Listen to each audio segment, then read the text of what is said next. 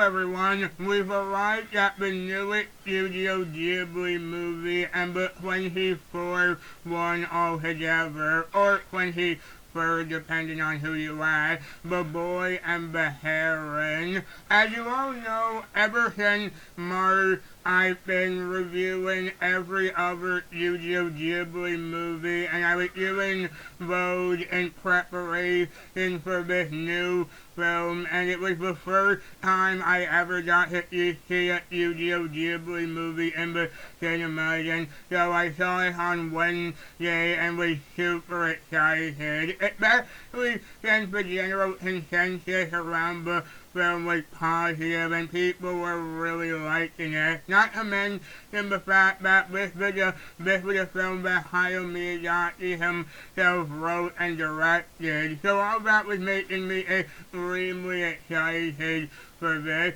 And so in the end, well, I don't know if I can say I love this movie and can't say it's one of my favorite Ghibli films ever. It was still really good and a lot more complicated than I was expecting. I'll go into that later, but first let's get into the plot. Also, I won't be doing any spoilers for this review at all. I won't even do a spoiler section. I'm gonna keep this review completely spoiler free. So the story centers on a boy named Mahito who loses his mom during a war, and now his dad is taking both of them away to live somewhere else. While there, Mahito keeps running into a heron who's able to talk to him and says he needs his help.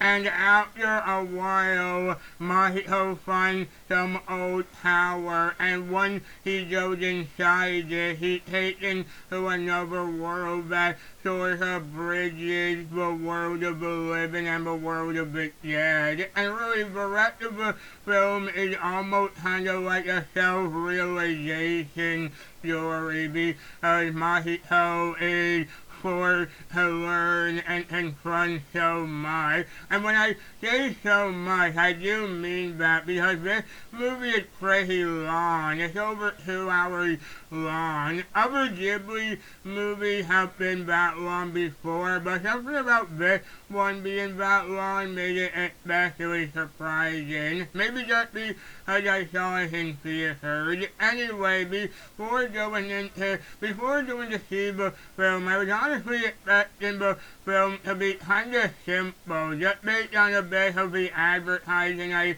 saw, and also just from the title. I was expecting it to be something like Heat Delivery Service or something like that, where the film is one of those more laid-back movies. But that's not what this film is at all. This is one of those films that you really need to pay attention to follow along. Kind of like Howl's Moving Castle. It also has a lot of different themes in it, because we have so many things happening at once that they touch on different things. Like when Mahito and his dad arrive, he has to come to grips with how much his life is changing, and it's made even harder when he's thrown into the other world and having to learn different things there too, because he's now having to confront all the stuff while he's also trying to do his own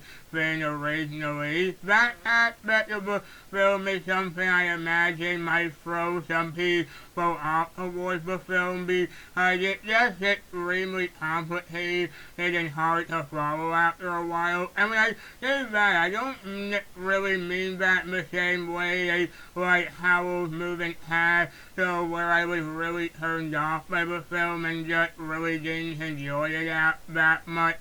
I like this one much more, but there's still a good amount of things here that definitely isn't for kids. I don't just mean the complicated story and things like that. I also just mean the fact that the film is pretty story in some cases. I was surprised how much there was. It's nothing extreme, but still. I also heard the original Japanese title for the movie is actually called How Do You Live? And I think that's a much better title for the film overall because the film delves into a lot of different topics as I just mentioned and how it does. Some of that is done in ways I wasn't always a fan of, but I still thought it was handled really well regardless. Again, I don't think it handled absolutely perfectly because I was kind of losing track after a while and I was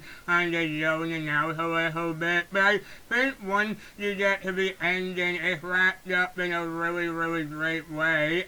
If I did have a couple of problems with the film, aside from maybe being a bit too complicated, I do also think the film itself is maybe a bit too long as well. I'm not even talking about how some parts get a bit hard to follow. I just mean that I think that I did think some sequences went on a bit too long. It's like some other Studio Ghibli films where sometimes they have moments in their films that are going really slowly and how that doesn't always work. Like I said before, some of their movies do that so unbelievably well, but some, like they have some moments or sequences that could have been trimmed down or cut entirely. I also found some elements to be a bit predictable too. Like when some characters are introduced, I was able to figure out pretty easily what their role was, and I was right. But with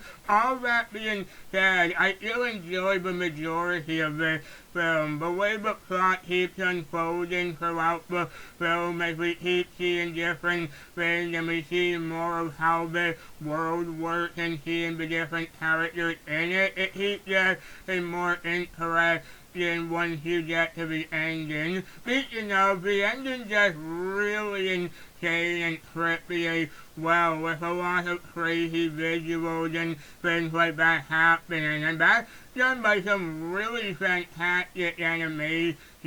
Like every other Studio Ghibli movie, the animation is some of the best hand-drawn animation you'll ever see, and they keep that up throughout the whole movie. I also enjoyed the different character interactions too. The one that Mahi has with the heron and the eventual reveal with him as well is fun, and their dynamic actually got a good amount of laugh from the audience I was with. I personally think that, and I also personally think that that was helped by the voice acting too. I saw this in the English job, and everyone involved does a really great job. Luca Padovani and Robert Pattinson are really great as Mahito and the Heron, and other actors like Heron, Fukuhara, Christian Bale, Gemma Chan, Dave Bautista, Willem Dafoe, Florence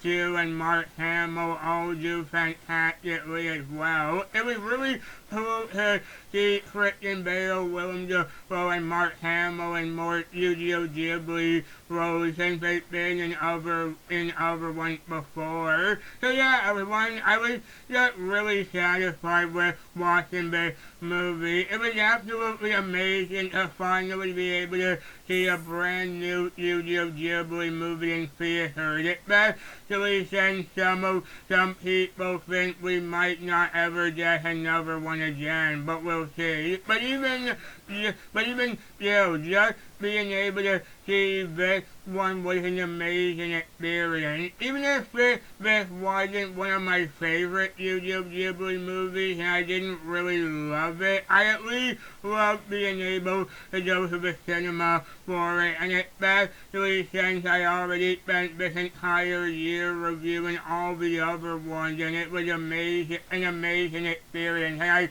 I just want to thank all of you for watching them up to this point. I love doing these reviews, and I've loved talking about them, and having all of you listen to my opinion about it was amazing. So either way, I do still recommend checking this movie out if you're interested. And so everyone, that's my review for The Boy and the Heron. Thank you all so much for watching. I hope you all liked this video. If you did, then please like this video. Please comment down below to tell me what you think. Please follow me on Twitter where I do Kingdom Hearts and Disney Please every day. And if you